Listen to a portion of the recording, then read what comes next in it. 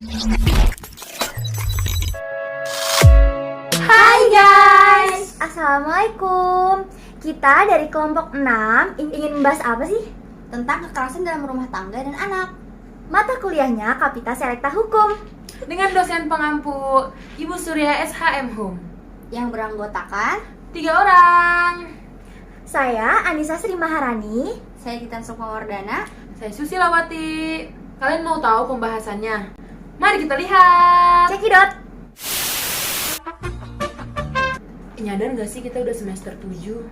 Umur kita juga udah Udah semakin menua. Iya. Weh, kayak lu mau gimana setelah kuliah? Bingung gak sih ya? Di era gempuran kita yang lagi skripsi, terus teman-teman kita pada nikah tuh kayak wow banget gitu gak sih? Mana Kayak udah ke pepet nikah, terus udah pada punya anak gitu kan. Kita temen gua udah punya anak. Terus gimana lu? Siap lulus mau nikah atau mau kerja Nah dulu? ini sebenarnya gue tuh pengen kerja ya, cuma kalau misalnya Nikola Saputranya mau nikahin gue cepet,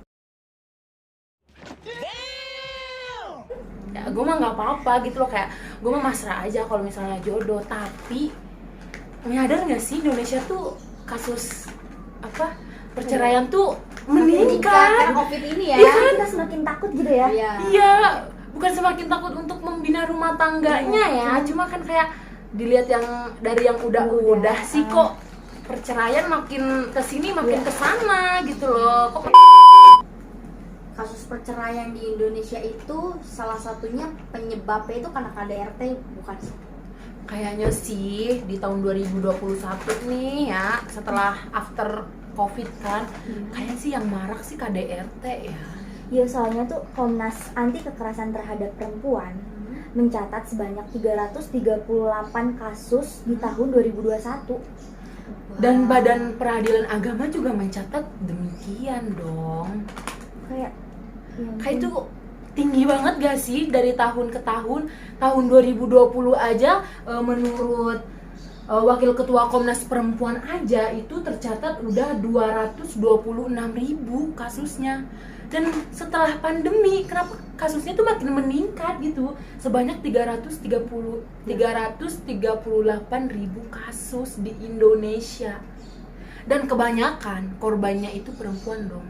Ya kayak kalau misalnya cowoknya nggak bisa menutupi kebutuhan per hari-hari kan, pasti ceweknya marah nggak sih? Kayak ngomel-ngomel, terus kalau cowoknya emosi juga. Terus after pandemi, after kita di rumah aja social distancing, after kita WFH segala macem dan nggak kemana-mana, nggak bisa liburan, pasti otak mumet juga ya.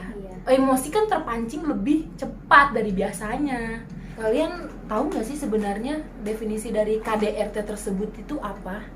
Nih, jadi KDRT diatur dalam pasal 1 Undang-Undang Nomor 23 Tahun 2004 tentang penghapusan kekerasan dalam rumah tangga adalah setiap perbuatan terhadap seseorang, terutama perempuan, yang berakibat timbulnya kesengsaraan atau penderitaan fisik, seksual, psikologis, atau penelantaran rumah tangga, termasuk ancaman untuk melakukan perbuatan, pemaksaan, atau perampasan kemerdekaan secara melawan hukum dalam lingkup rumah tangga. Good job. Emang KDRT itu tindakannya hanya fisiknya aja apa enggak sih sebenarnya? Enggak, jadi ada bentuk, yang pertama itu ada bentuk kekerasan fisik, yang kedua bentuk kekerasan psikisnya, yang ketiga bentuk kekerasan dalam hal seksualnya, selanjutnya ada bentuk kekerasan dalam hal penelantaran, nggak dikasih nafkah, gitu kan, itu juga udah termasuk. Jenis-jenisnya kayak gitu tuh kayaknya sih lebih kebanyakan di fisik ya. Iya. Kayak pemukulan, entah itu penamparan yang mengakibatkan kerugian pada orang lain gitu nggak sih? Sampai perempuannya tuh trauma gitu nggak sih? Kebanyakan gitu. Terus Psikisnya terganggu gitu. iya, terus nyambungnya ke psikis kali ya begitu.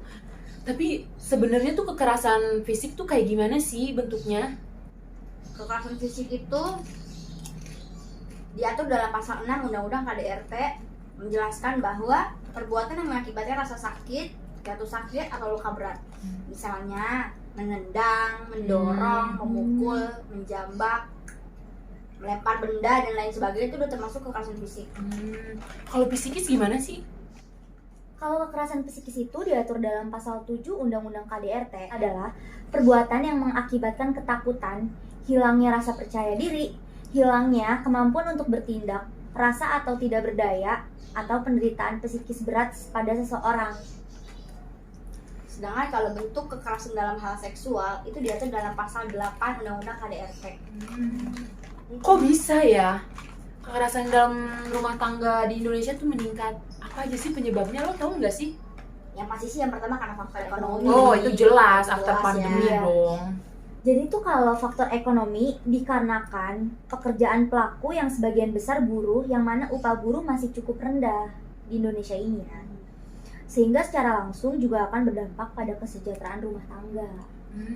Apalagi misal yang suaminya tuh habis baru kena PHK, Ya mohon maaf gitu mohon ya. maaf, terus habis itu yang bekerja istrinya aja, itu kan jadi akan lebih rentan untuk pertengkaran tuh terjadi gitu Iya, kan. pemicu pertengkaran Iya, kali pemicu ya. pertengkaran begitu. Terus apa lagi dong? Ada faktor individu juga. Kalau misalnya faktor individu tuh gimana sih? Faktor individu itu bisa dilihat dari pengesahan perkawinannya, seperti misal dia nikah siri. Ada juga faktor pasangan kan. Jadi tuh faktor pasangan itu menyebabkan terjadinya kekerasan dalam rumah tangga. Seperti pertama, perempuan yang suaminya memiliki pasangan lain akan lebih beresiko untuk mengalami KDRT fisik atau seksual dibandingkan dengan perempuan yang suaminya tidak memiliki pasangan lain. Selingkuh. Iya, Mas selingkuh. Aris dong. Karena kan It's my dream, not her dong. It's my dream, not her. My dream, Mas.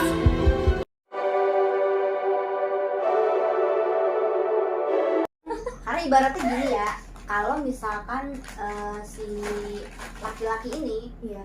punya selingkuhan gitu ya, pasti dia akan lebih peduli sama selingkuhannya gitu kan. Jadi kenapa dia melakukan kekerasan terhadap istrinya, istri sahnya itu karena mungkin ada percakapan ingin bercerai karena suaminya pengen ke selingkuhannya. Ya Bisa betul. gitu Iya, mungkin karena istrinya tidak mau untuk berpisah makanya sering mengalami KDRT. Mungkin gitu kali bisa ya. Bisa jadi. Terus yang kedua, perempuan yang memiliki suami pengguna narkoba akan lebih beresiko 2 kali lebih besar mengalami KDRT dibandingkan dengan suami tidak pernah menggunakan narkotika. Berarti karena disebabkan oleh narkotika ini. Kali ya. Soalnya Efek-efek kan efeknya menggunakannya. Karena terlalu candu sampai istrinya yang jadi korban. Ya, bebe. Ada juga perempuan yang suaminya pernah minum minuman keras, itu juga termasuk Iya. salah satunya. Dampaknya Dampaknya juga. juga. Gitu. Kalau misalnya faktor sosial budaya tuh gimana ya? Apa lingkungan sekitarnya atau lingkungan keluarganya yang toksik yang menyebabkan kekerasan dalam rumah tangga atau gitu gimana? Biasanya sih sang perempuannya itu mungkin di masa lalunya punya rasa khawatir yang berlebihan terhadap sosok laki-laki ini, jadi dia saat mempunyai pasangan tuh akan selalu curiga terus, jadi tidak bisa menumbuhkan rasa percayanya terhadap pasangannya. Iya, Karena dulunya mungkin pernah tersakiti banget Iya, betul. sampai-sampai trauma ke depannya gitu. Gitu. Kok bisa ya? Kalau misalnya perempuan independent woman tuh dapat memicu ini nggak sih? Kekerasan nggak sih? Soalnya dia kan kayak gue nih udah bisa struggle dengan bisa. diri sendiri gitu nggak sih? Karena Nah, terlalu- presentasenya nih dengan perempuan yang ada di desa tuh berapa persen sih? Perempuan yang tinggal di perkotaan akan memiliki 1,2 kali resiko lebih besar untuk terkena KDRT oleh pasangan dibandingkan mereka yang tinggal di pedesaan. karena biasanya orang perkotaan itu ya, Hmm? dia lebih memiliki pikiran bahwa perempuan itu harus setara. Iya. Jadi tidak ada pertimpangan hukum Yes. antara laki-laki dan perempuan. Jadi mungkin karena sang perempuannya sudah merasa bisa Independent bekerja, woman kali ya. iya, dia bisa bekerja, dia sudah Melakukan berpenghasilan. segalanya gitu ya. Iya, Tapi dari sekian banyaknya kasus KDRT nih, apa aja sih sebenarnya hukuman yang dapat diterima oleh pelaku KDRT tersebut? Nah, jadi hukuman untuk pelaku KDRT terdapat sanksi yang diatur dalam pasal 44 sampai 49 Undang-Undang KDRT. Bergantung dari jenis kekerasan dalam rumah tangga serta siapa yang melakukan kekerasan tersebut. Yang pertama nih, ada kekerasan fisik. Sanksi dalam pasal 44 ayat 1 Undang-Undang KDRT menjelaskan setiap orang yang melakukan kekerasan fisik dalam lingkup rumah tangga akan dipidana dengan hukuman penjara maksimal 5 tahun atau denda maksimal 15 juta. Terus nih ya, kemudian jika korban mengalami luka berat atau jatuh sakit, pelaku bisa dipidana penjara maksimal 10 tahun atau denda maksimal 30 juta.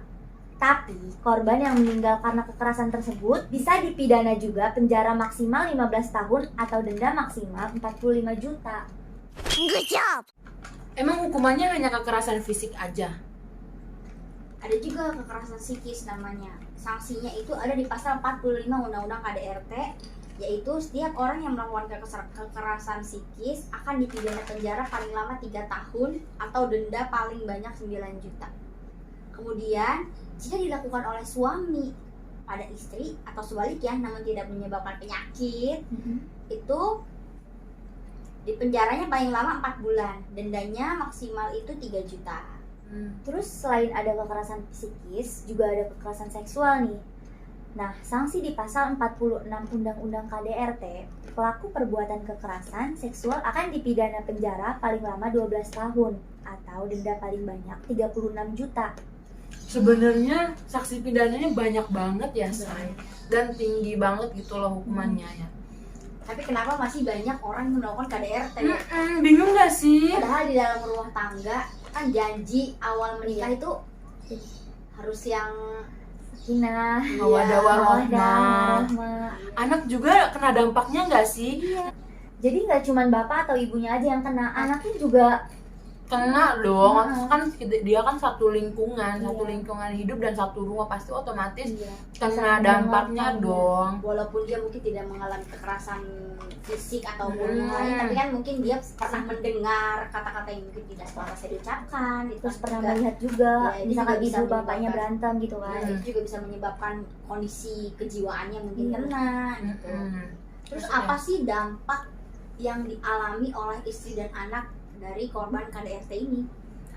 Pastinya sih yang diterima istri terhadap KDRT sih pasti ya kebanyakan kan di bagian fisik kali ya, yang entah itu ditampar atau dipukul, ditendang atau apapun itu ya kan, itu kan salah satu bukti kekerasan dalam rumah tangga tersebut. Juga fisik juga kan, seseorang kan harus menjalani hidupnya kan ke depannya, jadi otomatis mentalnya itu terganggu, entah itu stres mikirin suaminya yang tiap hari mukulin dia atau mikirin rumah tangga dia ke depannya gimana, ketemu suami yang mohon maaf ya, yang galak, yang sering Apalagi KDRT suka kan. mabuk-mabukan Nah, gitu ya. iya. Jadi itu kan dapat memicu stres dan depresi kan. Terus Dan juga- itu juga bisa menyebabkan Rasa trauma. bunuh diri juga Iya. dong. Ya, nggak cuma ibunya aja nih yang kena dampak KDRT, anak juga bisa. Contohnya tuh salah satunya perubahan kondisi fisik atau organ tubuh, kayak tadi yang ibunya tadi tuh, misalkan bisa luka, memar pada tubuh gitu. Nah, si anak ini juga bisa kehilangan rasa percaya pada orang lain. Jadi mungkin karena di rumahnya udah terlalu banyak konflik orang tuanya, jadi pas di luar dia lebih pendiam, lebih takut gitu loh, lebih introvert gitu lah. Kebanyakan sih kayak gitu. Iya. Selain itu juga ini gak sih, kayak anak tuh dapat berpikir kriminal gak sih? Iya. Munculnya peluang untuk Jadi- membuat Iya. tindakan kriminal Jadi kayak gitu. pengen ikut-ikut lah istilahnya. Nah, Misalkan iya. kayak bapaknya mukulin ibunya, Dan dia dia kayak pengen nyontoh ke temennya juga. iya, gara-gara akibat itu. Karena mungkin itu adalah rasa tidak terima dia, ibunya diperlakukan seperti itu, jadi dia Pelampiasannya. melakukan itu terhadap orang lain. Orang lain itu salah satu faktor yang sangat-sangat mendukung bullying nggak? Iya betul. Bullying kan kita Iya. kan meningkat banget kan kasusnya. Itu kali ya faktornya. Nggak menutup kemungkinan buat seperti itu. Jadi intinya jika nanti saat ingin memilih pasangan, mohon untuk diseleksi dulu dia perlakuan seperti apa terhadap ibunya, terhadap saudara-saudaranya. Dan dilihat bibit bebet Iya, dan dikenali bobotnya. dulu ya luar dalamnya. Jangan karena orang-orang sudah menikah terus kita juga ingin menikah, itu jangan ya. Mentang-mentang kita hidup di era gempuran wedding dan kita lagi Iya. skripsian, Kayak udah capek banget pengen nikah kan otomatis kalau kita banyak tugas nih ya, aduh capek banget gue pengen nikah aja nih gue nih solusinya. nikah tuh nih, bukan solusi, Iya. guys. Ya enggak sih? Nah, Karena gini, kita bisa memilih pasangan kita, anak kita nggak bisa milih siapa ayahnya. Good job. Terima kasih semuanya. Terima kasih sudah mendengar pembahasan. Tentang kekerasan dalam rumah tangga dan anak. Iya. Sekian dari kelompok kita. Oh, Kurang maaf, lebihnya maaf. mohon maaf. Wassalamualaikum Wassalamualaikum warahmatullahi wabarakatuh.